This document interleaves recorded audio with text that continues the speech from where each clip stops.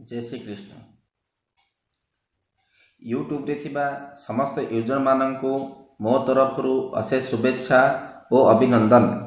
पूर्वर मु ग्रह मानक मध्यरे शत्रु और मित्र कथन आपण मानक पाखरे उपस्थापना करिथिली।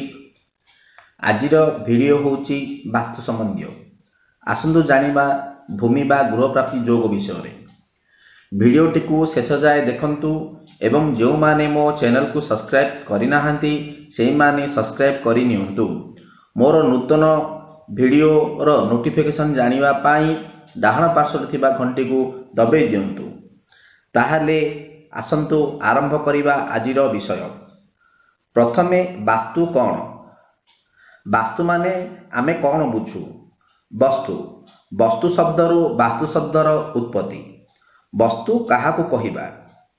जहार सत्ता अछि ताकू वस्तु कहा जाए। एही वस्तु संबंधी शास्त्र को ही वास्तु कहा जाए। अर्थात देश, नगर, निवास, समावेश स्थल, विभिन्न प्रकार बसिबासन आदि अन्य समस्त वस्तु जहाँ निर्माण कार्य व्यवहृत हुए से समस्तंक पाई वास्तुशास्त्रर सिद्धांत मंगलमय हुए। शरीर निर्भर करे बासगृह उपरे।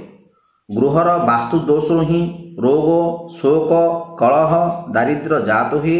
बासगृह ही व्यक्तिर जीवन स्थल। शास्त्र मतरे गृहस्थस्य क्रिया सर्वं न सिद्धयन्ति गृहं बिना। अर्थात गृहस्थंकर समस्त कर्म बिना गृहरे सिद्धि बा मंगल होई परिबो नाही। समस्ते जानती जे सकल शक्तिर आधार हेउचंती सूर्य। यह व्यतीत पृथ्वीर माध्याकर्षण और चुंबकीय शक्ति रही। एगुड़िक होची प्राकृतिक शक्ति। यही शक्ति गुड़िक मनुष्य उपरे प्रभाव विस्तार करि आसीअछि।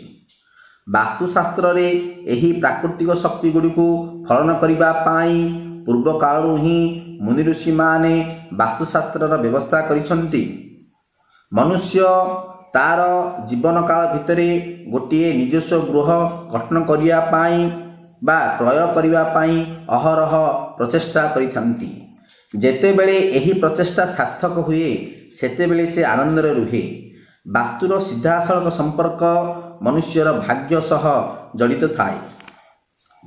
ज्योतिष शास्त्र अनुसार व्यक्तिर जन्मजात करे चतुर्थ भावरु भूमि और गृह सूचना मिलथाए। बृहस्पति चतुर्थाधिपति को देखुथिले किंबा चतुर्थाधिपति सह अन्य कौनसी संपर्क सृष्टि करुथिले व्यक्तिर पौत्रिक गृह थाए। जन्मजात करे चतुर्थ राहु किंबा केतु थिले निजस्व गृह थाई मध्य व्यक्ति भड़ागरे रही थांती। जेतेबेले मनुष्य को गृह गठन करिवा पाई सुजोग मिले सेही समय वास्तुशास्त्र अनुसार गृह निर्माण करंतु। यह द्वारा गृहरे सौभाग्य वृद्धि, धन धान्य रे उन्नति, पारिवारिक शांति, रोग और शोकरू मुक्ति पाई परिबे। जो माने भूमि किंबा गृह प्राप्ति चाहुचंती सेही माने एई मंत्रटी को प्रत्येक दिन प्रभात समय शौच स्नान सारी स्थिर चित्तरे जप करंतु। तेबे अल्प दिन भितरे भूमि बा गृह प्राप्ति हेबो। मंत्रटी हेउची ओम नमः श्री वराहाय धरण्य धारणाय स्वाहा। पुणी थरे मंत्रटी मने रखंतु ओम नमः श्री वराहाय धरण्य धारणाय स्वाहा। आजिर एई वीडियो आपण माननकु केमिति लागिला कमेंट माध्यम रे जणांतु एवं एई वीडियो को लाइक, शेयर और सब्सक्राइब करंतु और डाहण पार्श्वरे थिबा घंटी को दबाई दियंतु। मोर आगामी वीडियो मध्य वास्तु संबंधी वीडियो। जय श्री कृष्ण।